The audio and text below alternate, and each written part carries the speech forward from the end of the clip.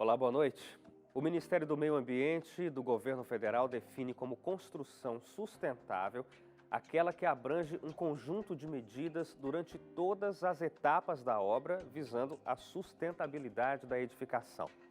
Com essas medidas é possível diminuir os impactos negativos para o meio ambiente e ainda gerar uma economia de recursos naturais e melhoria na qualidade de vida de quem usufrui daquela construção.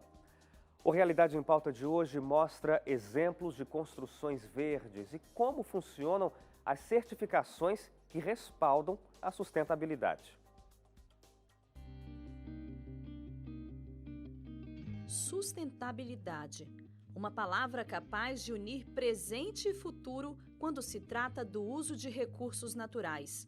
A exploração excessiva desses elementos ameaça o planeta e as próximas gerações. É por isso que, nos últimos anos, ouvimos mais sobre desenvolvimento de ideias para que esses recursos não sejam esgotados no futuro. Para isso, é preciso haver viabilidade nos aspectos ecológicos e econômicos, equilíbrio entre os aspectos econômicos e sociais e suportabilidade entre os aspectos sociais e ecológicos.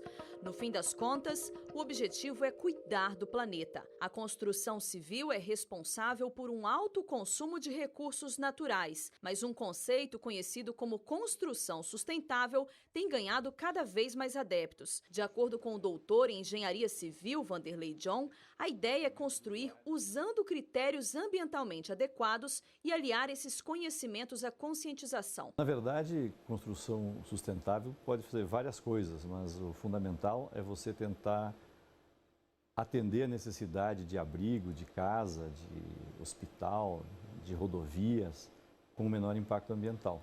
Depende tanto da construção em si quanto dos usuários. No ranking mundial de edificações sustentáveis, o Brasil aparece em 4º lugar com quase 400 unidades dessas construções verdes, ficando atrás apenas dos Estados Unidos com quase 42 mil, China com quase 1.000 e Emirados Árabes com quase 800. Lutar contra o desperdício foi a decisão tomada pela engenheira civil Ângela Ferreira, logo que começou a desenvolver o projeto da própria casa. Logo na entrada, espécies de plantas nativas compõem o jardim, o que dispensa a necessidade de irrigação constante, já que estão acostumadas com o regime de sol e chuva da região. É o primeiro indício de uma casa econômica desde os pequenos detalhes. Olhando assim de perto, dá para perceber que as pedras que conduzem à entrada são furadinhas, para absorver a água da chuva e conduzir tudo para o solo. Um carinho com a terra que também ajuda a evitar alagamentos. No corredor da entrada, sustentabilidade do teto ao chão. Desde as econômicas lâmpadas de LED até o piso, desenvolvido a partir de madeira reciclada. A utilização do vidro em quase todos os ambientes da residência permite que a luz natural dos dias ensolarados substitua o uso das lâmpadas. Ponto para a economia. A construção sustentável, ela é um avanço da construção convencional. Então, depois que você entende os benefícios que você tem, eu não conseguiria mais construir de outra maneira. Porque não faz sentido, né? Porque a construção sustentável ela não é só a questão ambiental. Ela tem o lado social e ela tem o lado financeiro, que é bastante importante, porque ela te dá um retorno financeiro, né? Você tem economia com essa construção, com essa residência, ou apartamento, o que for. Para diminuir ainda mais a conta de luz, ela preferiu eletrodomésticos com baixo consumo energético. Essa casa, eu economizo uns R$7.000 por ano se eu for comparar com uma casa do mesmo tamanho, na mesma região. Então, eu comparei com a casa dos meus vizinhos, custo de energia de água, e eu tenho uma economia em torno de R$7.000 por ano. A casa da engenheira tem mais de 300 metros quadrados e muitos outros elementos que fazem do imóvel uma casa verde. Aliás, tem verde até no telhado, uma das estratégias usadas para reduzir a temperatura interna do imóvel e diminuir a necessidade do uso do ar-condicionado ou ventilador. Essa vegetação é irrigada com a água da chuva que é armazenada. E por falar em água, na piscina, a pastilha usada no revestimento é diferente das convencionais. A pastilha daqui é a mesma pastilha que a gente usamos em todos os banheiros. Essa pastilha, ela tem um conteúdo de 97% de vidro reciclado, que eles utilizam na fabricação. Então, é um dos materiais que a gente tem que a gente chama de material sustentável. No banheiro, mais consciência e cuidado com a utilização de recursos naturais. Para economizar água, outro segredinho. Esse é um chuveiro que ele tem um sistema de injeção de ar junto com a água, o que proporciona um banho confortável, uma sensação confortável, que você está tomando um banho com bastante água, mas você gasta muito pouca água. Esse chuveiro aqui, nesse banheiro, ele gasta 4 litros por minuto de água. A média do mercado é gastar 12 litros por minuto, um chuveiro normal. Então são coisas bastante simples. Isso a gente tem que pensar água tanto na fase de construção quanto na fase de uso. No caso da água, o uso é quase tudo. O que é o projeto, o que alguém pode fazer para economizar água? Bom, primeiro, economizar água. Segundo, quem sabe, trocar o aerador da torneira, botar um chuveiro de menor consumo, né?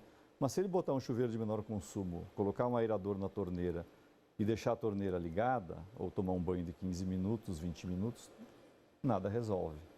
Então, ela é essa combinação dessas duas coisas. Como a gente se comporta e como as coisas são projetadas, construídas. E tantos elementos sustentáveis em uma casa trazem benefícios, inclusive à saúde. A Ângela garante. Na minha saúde, eu sempre tive rinite alérgica, né? E sempre nessa época do ano, que agora nós estamos no inverno, que é uma época mais seca, que tem muita poeira, eu sempre sofria muito, né? Bastante com isso. Desde que eu vim morar para cá, e vai fazer 3 anos agora, eu nunca mais tive uma crise de rinite. Mas se por um lado existem os pontos positivos, por outros estão as desvantagens, principalmente se o imóvel for construído com todos esses itens. Que eu diria que a grande desvantagem de uma construção sustentável, que o investimento inicial que você faz, ele é sempre um pouco maior do que numa construção convencional. Mas você consegue recuperar esse investimento se você considerar que a vida útil de uma construção é de pelo menos 50 anos. Então, eu acho que depois do 5º ano, você já conseguiu recuperar todo o investimento que você fez e aí você começa a ter o lucro, a casa te dá lucro.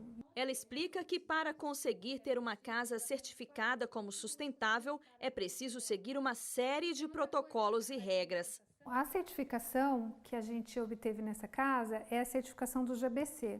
O GBC é um órgão internacional que aí ele tem a subsede nos diversos países, né? Então, é o GBC Brasil aqui. E essa certificação, para fazer aqui no Brasil, essa certificação residencial, o GBC fez uma tropicalização das normas, porque o nosso sistema construtivo ele é bem diferente dos Estados Unidos e Europa, né? Então, o GBC gerou um manual que é um guia de referência, que funciona como um protocolo que te orienta em tudo o que você tem que seguir para você construir uma casa sustentável e certificada.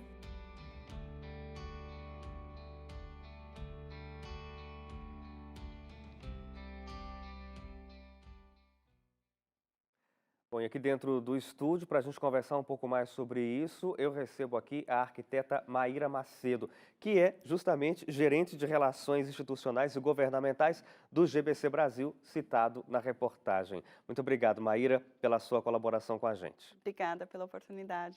Maíra, eu começo perguntando então, quais são essas normas, essas certificações que o GBC Brasil analisa para dizer que uma construção é sustentável? Porque a gente tem várias construções no Brasil que talvez não tenham entrado na lista de sustentabilidade. A gente mostrou no ranking aqui, são menos de 400 construções que são regulamentadas. Quer dizer, pode ter várias que estão aí tentando ser, mas há critérios específicos para se considerar isso. Exatamente, Hélio. Nós temos, o GBC Brasil, como foi dito, é uma organização internacional que promove as certificações ambientais para green buildings, para edifícios sustentáveis. Então, atualmente, nós temos 3 ferramentas de certificação no GBC. Uma delas é o LEED, que é uma certificação internacional presente em mais de 160 países. São 167 países com essa certificação. A certificação GBC Casa e Condomínio, que é específica para o setor residencial, foi uma certificação criada por um comitê técnico com 200 profissionais especialistas do mercado, passado, e a certificação GBC Brasil Zero Energy, que é uma certificação que foi lançada, é uma inovação na realidade, porque ela foi lançada em agosto do ano passado, e ela faz parte das metas que o GBC assumiu com 76 outros GBCs pelo mundo para atender as metas da COP Paris, de zerar as emissões de gás carbono oriundas do setor da construção civil na atmosfera, de forma que todos os novos edifícios se tornem net zero carbono até 2030 e 100% dos edifícios, os novos e os existentes, até 2050. O nosso estilo de construção aqui no Brasil, até a própria engenheira falou, ele é muito diferente da construção civil nos Estados Unidos, na Europa, principalmente em situação de residências.